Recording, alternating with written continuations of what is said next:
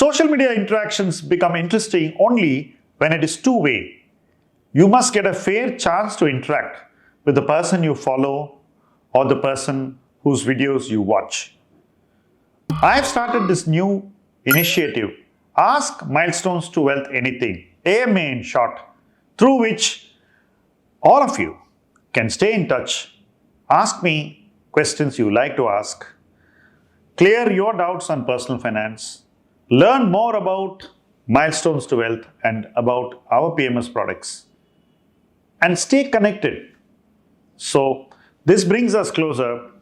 I'm able to be closer to you, to help you in whatever way I can. You feel closer by asking whatever you wish to, and we grow together, helping each other along the way.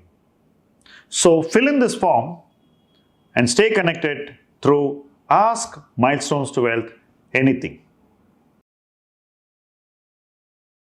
I'm going to talk to you on the topic valuing companies within a sector. Usually, we all want to buy a leader. But what happens? We are generally late in buying a leader. When you're late in buying a leader, what is the natural tendency? It's to look at the other companies in the same sector. Maybe a number 2 or a number 3 or even lower. Some sectors are usually concentrated between 2 or 3 players, so that narrows the availability of options. To the basic question of why do we need number 2 and number 3? It's because we don't like the valuation of number 1. We have a fear of missing out on that sector. We don't want to overpay when we buy, and we also believe that what's good for number 1 in a sector will also be good for number 2 or number 3. But does it always work that way? In reality, many times number 1 in a sector, a leader, beats his immediate competition by miles significantly.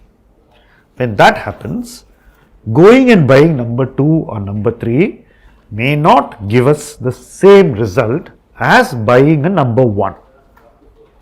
This keeps recurring in the modern times because the leader in many sectors tends to lead his competition by a mile. He leaves them behind. It's not also unusual that institutional investors in a sector gravitate more towards the leader, creating more scarcity in the stocks of the leader, thereby always helping the leader command a higher PE multiple.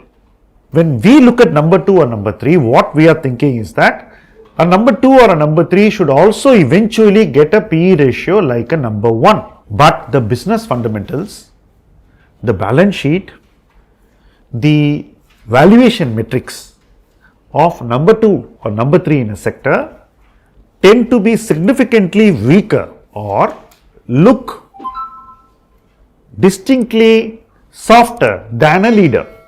In that case, it would be very difficult for institutional investors to blindly pay the same valuation for a number 2 or a number 3 which they pay for a leader. So, our expectation that by buying a number 2 or a number 3 in a sector cheap, we would be able to make more profit than if we bought a leader generally gets very badly tested. Yet, it's a natural tendency for us to buy a cheaper stock. What I would think is a more balanced approach is weighing what we are paying for growth.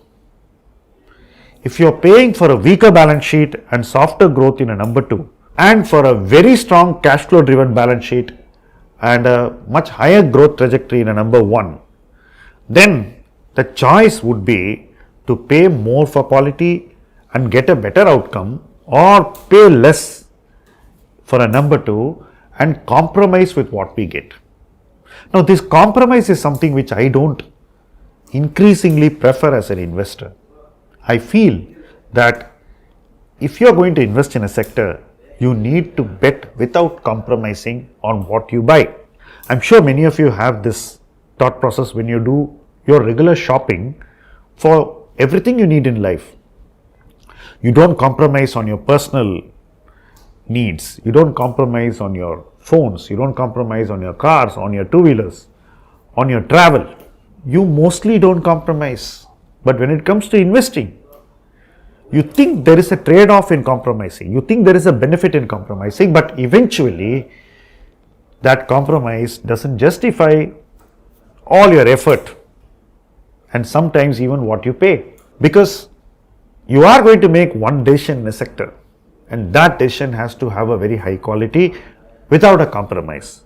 So when you look at a sector and you are weighing the idea of buying a number 2 and number 3 against buying a leader, if you can get that leader at a reasonable valuation, I would go with the leader. Only if the number 2 or the number 3 has a chance of improving his metrics significantly and showing dramatically better financial performance would I go for a number 2 or a number 3. That in essence is how I would view investing in a sector and choosing between a leader and the immediate number 2 and number 3. Thank you for watching this video.